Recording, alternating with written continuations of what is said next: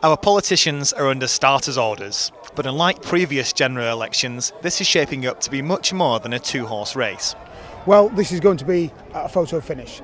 We do not have a clear front runner in this election. Neither of the main parties has been able to get between 38 and 40% of the vote in any of the recent opinion polls for the last 12 months or so.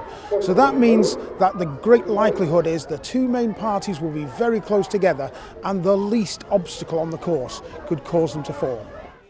In the past, we've relied on polls to get a feel for who's going to come out on top, but they only give a snapshot of current feeling. They're not trying to predict the future. So if you want a true prediction, you could always follow the money.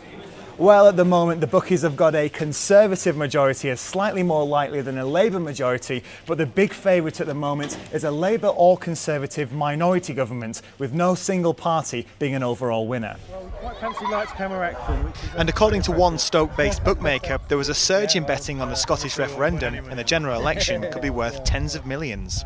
I think this will smash what we saw in the referendum, which itself was a new record by far. It's usually the general elections and the American elections that pick up the most business, and I wouldn't, we're surprised to see this well into 8 figures for the industry as a whole.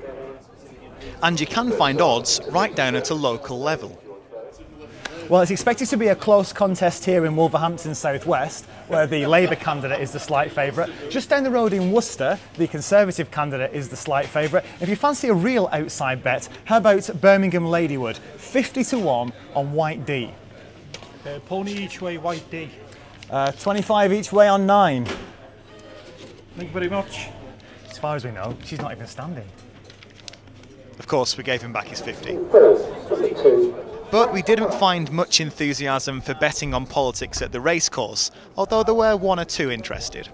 Don't gamble heavy, but I just like to have a bit of a buzz, if you know what I mean. All right. And I have done that before, yeah.